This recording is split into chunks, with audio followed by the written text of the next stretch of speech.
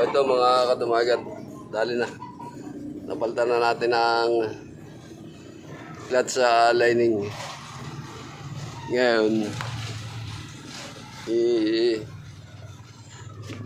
i-manual ko sa inyo. Simple lang ito ng barako.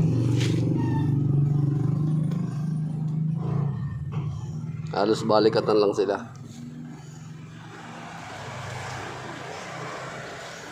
Dito sa STX, ulitin natin para kahit pa paano may idea kayo.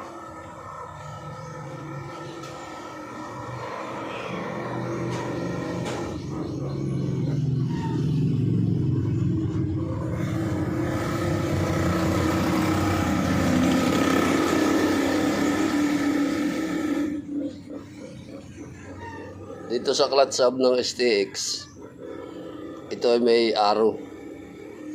Kailangan pagkakabit ninyo, tapatan lang. Ayan, kalasin natin ng bago para yung mga gustong matuto magkaroon ng idea. Ating iisa-isahin.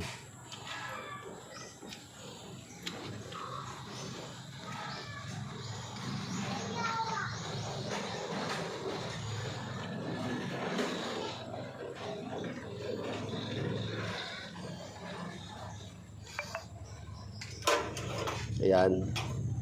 Lagi para yung una kong video sa barako nung tayo nagpalit. Lagi ang una, mga kadumagan, clutch lining. Kakabit natin lagi una ay ito. Clutch lining. Kakabit natin.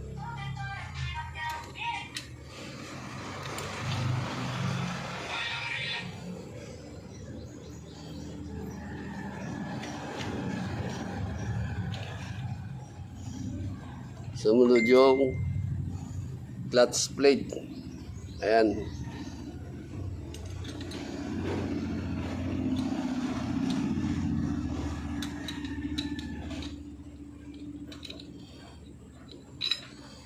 Pero talaga mga kadumagat, pag yung isa lang kamay, gahawak pa tayo nitong cellphone para makapag-video tayo. Pagkatapos ng clutch plate, lining uli.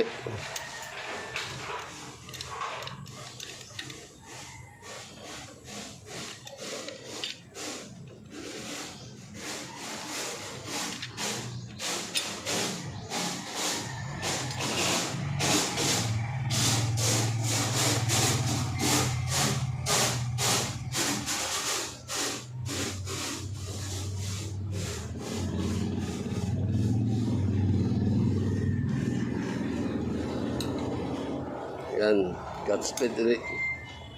Salitan lang mga kadumagat. Hindi na kayo malilito dyan.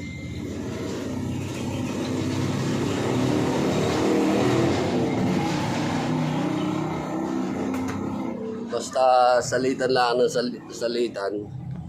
Tapos makikita ninyo dito may pananda. May pananda dyan sa taas. Dito sa takip ng clutch hub, may makikita kayo dito arrow. Ayan mga kadumagat.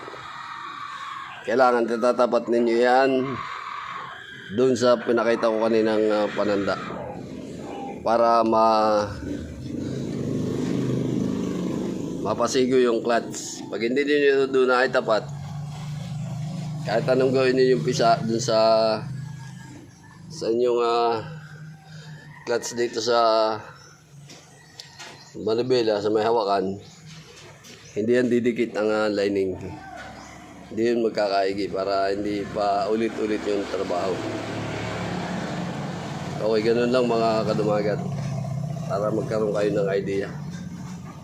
Update ko na lang kayo mamaya pag okay na, pagpapanda rin na.